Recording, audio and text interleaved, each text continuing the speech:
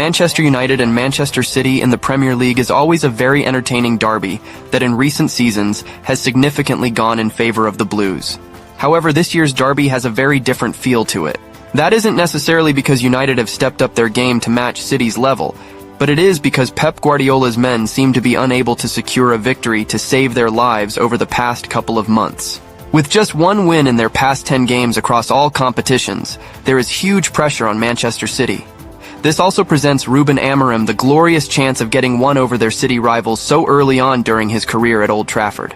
Ruben Amorim will take charge of his very first Manchester derby on Sunday as Manchester United head to the Etihad. Fresh off victory in the Czech Republic, Manchester United are now gearing up for arguably the biggest game of the season yet, and a chance to pile further pain onto Manchester City. Ruben Amorim had his substitutes to thank for United's 2-1 win over Victoria Plzen on Thursday evening, a result which saw Amorim join Sir Alex Ferguson in history. United came from behind to win, with Rasmus Hojlund scoring a brace from the bench, settling Amorim's striker conundrum at least for now. This game was a much-needed boost of confidence after successive defeats, and it was timely considering the looming Manchester derby on Sunday. So, with Amorim narrowly avoiding a third loss in a row on Thursday, now he will be looking to end the Premier League losing streak, and there is no better time to do so than against the cross-city rivals. Sunday afternoon sees City and United clash at the Etihad. Amorim will be confident of picking up a result considering Pep Guardiola's one win in 10 games. Before the game, Amorim confirmed Johnny Evans' fitness, which means barring Luke Shaw there is a full squad to choose from. Here is how we have predicted United will line up. In goal, Andre Onana has had a couple of howlers in recent games, but we cannot imagine Amorim will be near dropping the Cameroonian just yet. After being completely rested on Thursday, chances are Yoro will be in line to start against Manchester City. Yoro is virtually untouchable when fit considering the outlay and his incredible potential. In the central center-back role, Matthijs de Ligt has made himself a key part of Amorim's team, although the Dutchman takes part of the blame for the goal conceded against Plzen. On the left, Lisandro Martinez had a great Thursday night as he dominated defensively, and is undoubtedly the first choice here. He'll be needed against City. One change to the norm, at right wing-back, Noussair Mazraoui should be used to combat the threat coming the other way, while also meaning Diogo Dalot can be dropped amid some poor form. In midfield, Manuel Ugarte or Casemiro would be a wise choice, with Casemiro rolling back the years so far under Amorim. Ugarte, however, has been a star, locking himself into Amorim's strongest lineup. Mainoo is still building up his fitness and Amorim is managing his minutes, but it is a no-brainer to start the talented midfielder in this one.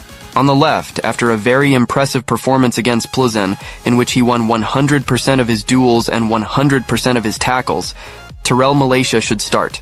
On Thursday, Amorim highlighted how important a left-footed forward in the right-sided number 10 slot was, and due to this, Amad Diallo probably starts again in the derby.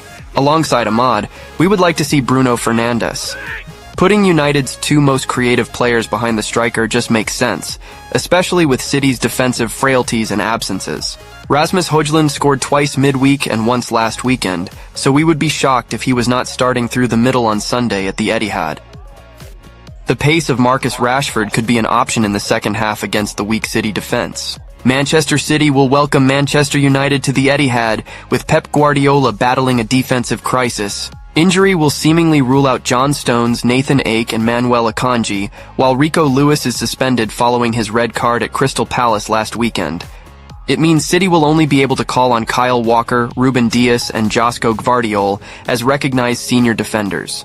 Guardiola spoke in his pre-match press conference about potentially doing something different and asking a midfielder to play out of position at full back. He cited Matheus Nunes, or perhaps operating with a back five and attack-minded wingbacks. "I don't know what I have to do," Guardiola said.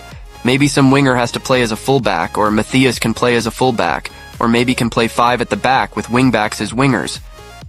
With City desperately short of results and Walker and Gvardiol looking short of form in recent weeks, creating a central three either side of Dias and matching United's shape seems a logical step. The issue is, who can fill in? Nunes could conceivably do a job on the left, and perhaps Bernardo Silva would be the best stand-in on the right. That would allow for the control of Mateo Kovacic and Ilkay Gundogan, with the creativity of Jack Grealish and Kevin De Bruyne behind Erling Haaland. Phil Foden has only just recovered full fitness following illness, and was on the bench against Juventus, while Jeremy Doku and Savinho could also offer game-changing options off the bench. Ederson is likely to remain in goal. With all that said, Man City have enjoyed this fixture in recent years, but there will be a very different vibe on Sunday, with a huge victory not automatically expected as usual. Reigning English champions are finding consistency hard to come by, and their injuries in the crucial centre-back position will be music to the ears of United's squad.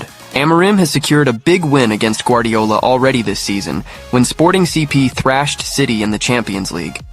His formation will likely cause an out-of-sync City problems, and the Red Devils should be able to secure a share of the spoils. We predict a 2-2 draw. What are your own predictions? Share your thoughts in the comments below.